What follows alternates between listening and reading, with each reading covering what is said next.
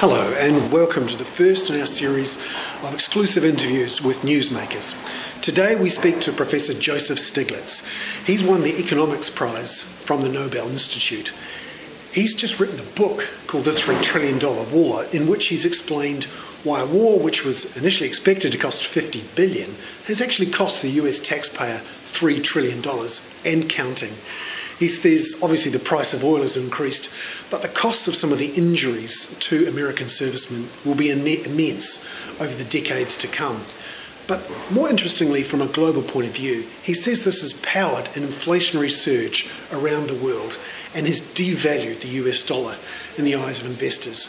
He's got quite a pessimistic view, it has to be said, about how the global economy will cope with these sorts of pressures, and is quite downbeat on how the US economy, the US dollar and the US markets will deal with the $3 trillion war. So, Professor Stiglitz, yourself and a colleague have written a book called The $3 Trillion War. Can you explain how you came to that sort of figure?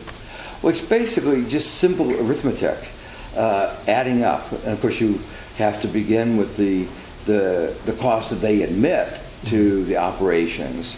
When we went to war, they talked about it costing $50 to $60 billion in total.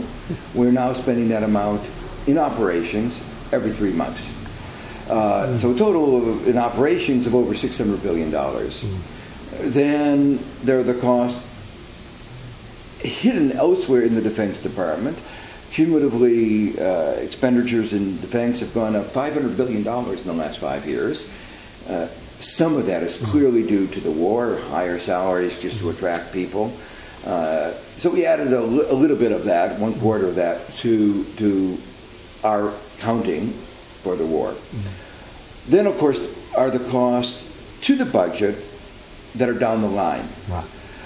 Those include the fact that even if we decide to leave right away, it would take a long time to leave.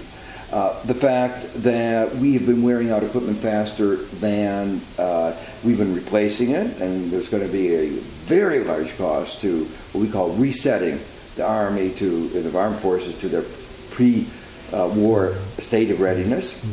And then the most important number on the budgetary side is the cost of the veterans. About 40% of the people returning, 1.65 million people who've been fought in Iraq, we estimate 2 million by conservative before it's over, are coming back with disabilities.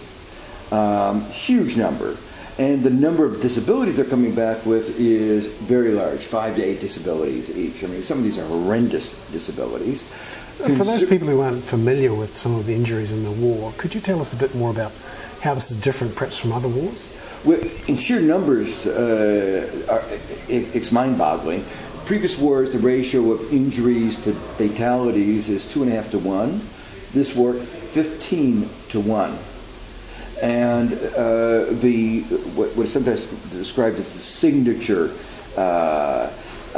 injury is what is called a traumatic brain injury, but also very strong psychological problems, particularly those who've been deployed 2, 3, 4 times. More than a third of them have been deployed multiple times. 100,000 of the 700 and some thousand have returned, have been diagnosed with psychiatric problems, 52,000 with PTSD. So these costs are enormous. The cost of healthcare and disability we estimate to be in excess of $600 billion, so as much as we've already spent. I was really interested in reading your testimony at how the peak cost of the World War II veterans was actually in the early 1990s. Could you talk about that long tail of costs that's going to come through? That's right, because those who are disabled, most of them will face problems for the rest of their lives. And many of these problems, of course, get worse as you get older. And many of the psychological problems show up not right away, but months later, sometimes years later. And again, these are often lifetime disabilities. So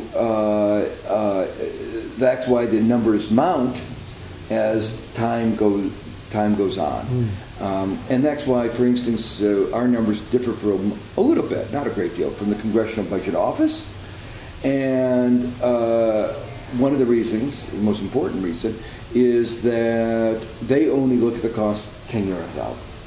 So, what has been the macroeconomic side effects of this war for everyone? well, the costs that go beyond the budget are among the most important costs. And so of that $3 trillion, much of it is our costs that are beyond the budget, including the cost of the macroeconomy. Now, these are of several sorts. The first, the war is played a large role in the increase in the price of oil. We went to war, the price of oil was $25 a barrel. Now it's $110 a barrel.